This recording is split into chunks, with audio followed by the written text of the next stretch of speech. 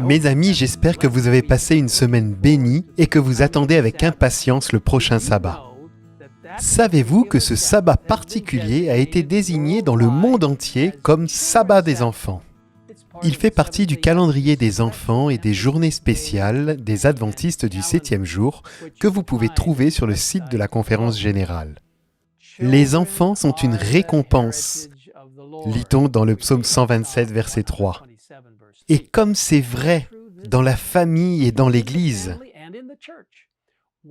qu'est-ce qui est plus important que nos précieux enfants? Personnellement, ma Nancy et moi, nous avons été bénis avec 3 merveilleuses filles qui sont maintenant adultes et mariées, nous donnant 3 beaux-fils spéciaux. Et de ceux-ci, 11 précieux petits-enfants sont nés. Quel beau cadeau du Seigneur! Lorsque nous sommes tous ensemble, ma maison est pleine d'énergie et d'enthousiasme et nos cœurs débordent de joie.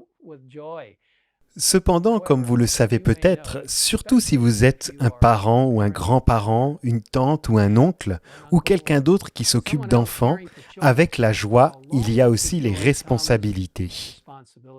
La responsabilité d'aimer et de prendre soin de l'enfant et de le guider sur le chemin du Seigneur. Ce n'est pas toujours simple. La vraie sagesse ne vient que lorsque nous nous tournons vers Dieu pour obtenir sa bénédiction et sa direction révélée dans sa parole, y compris par les conseils pratiques que nous trouvons dans l'esprit de prophétie. Vous savez, à l'époque de Jésus, les parents expérimentaient aussi des joies et des préoccupations, et beaucoup désiraient une bénédiction spéciale de Jésus. Dans l'évangile de Marc, nous trouvons le récit d'une de ces rencontres. Malheureusement, les disciples n'ont pas été très accueillants.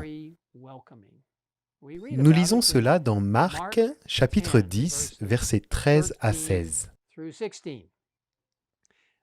Des gens lui amenaient des petits-enfants afin qu'il les touche. Mais les disciples leur firent des reproches. Voyant cela, Jésus fut indigné et leur dit : « Laissez les petits-enfants venir à moi, ne les en empêchez pas, car le royaume de Dieu est pour ceux qui leur ressemblent.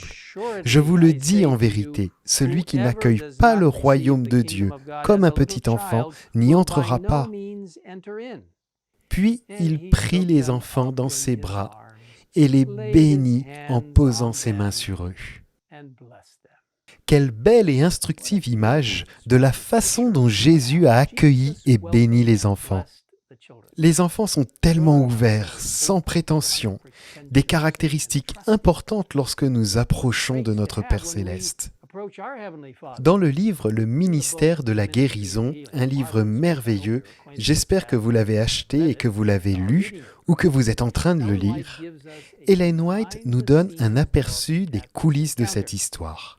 Voici ce qu'elle écrit. « Quand les mères vinrent à Jésus, désireuses de le voir bénir leur tout-petit, les disciples considérèrent cela d'un mauvais œil. Selon eux, ces enfants étaient trop jeunes pour qu'une rencontre avec Jésus leur soit bénéfique. Jésus n'appréciait pas la présence de ces enfants, conclurent-ils. Mais le Sauveur comprit le souci de ces mères, d'élever leurs enfants selon la volonté de Dieu. Il avait entendu leurs prières. » Elle poursuit en disant que ces jeunes n'étaient pas seulement des nourrissons. Certains étaient dans leur enfance, d'autres étaient des jeunes. Elle conclut en disant : « Dans sa prédication, Jésus se mit au niveau de ces jeunes. La majesté des cieux répondait à leurs questions et simplifiait ses importants enseignements pour être à la portée de leur compréhension enfantine. Il planta dans leur esprit la semence de la vérité qui lèverait et porterait des fruits pour la vie éternelle. » Puis elle ajoute ce message très important pour nous, pour vous et pour moi aujourd'hui. Quand Jésus a dit à ses amis de ne pas empêcher les enfants de venir vers lui, il parlait à ses disciples de tous les temps, aux dirigeants d'église, prédicateurs, assistants et tous les chrétiens. Jésus attire les enfants, il nous prie, laissez-les venir à moi. C'est comme s'il disait, ils viendront si vous ne les en empêchez point.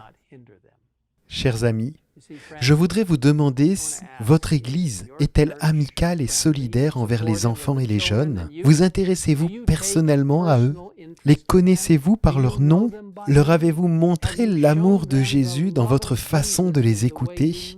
En leur montrant que vous vous souciez d'eux? En les encourageant dans leur vie spirituelle? Les animateurs de l'école du sabbat, les responsables du ministère auprès des enfants, les responsables de la jeunesse adventiste jouent un rôle très important pour conduire les enfants et les jeunes à Jésus, les encourager à faire de Jésus leur meilleur ami et à partager son amour avec les autres. Mais ce n'est pas seulement le rôle de ces dirigeants, aussi important soit-il.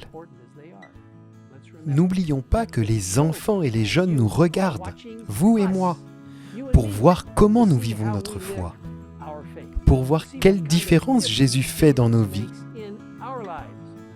Par sa puissance que nos lumières brillent, alors que nous guidons joyeusement les jeunes vers Jésus. Prions ensemble. Cher Père, tu nous as donné la responsabilité de nous occuper des petits et des grands, des jeunes de nos congrégations, de nos maisons, de nos communautés. Seigneur, aide-nous à nous intéresser aux jeunes.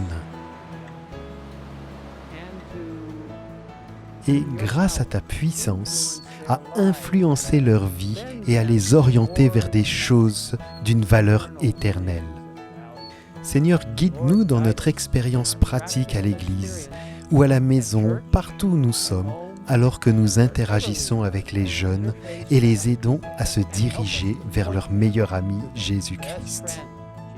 Merci d'avoir écouté notre prière et d'être avec nous, alors que nous tendons la main aux enfants, aux hommes et aux femmes, aux familles, à tous, dans le projet de l'implication totale des membres, en réalisant que Jésus revient bientôt. Nous te le demandons au nom de Jésus.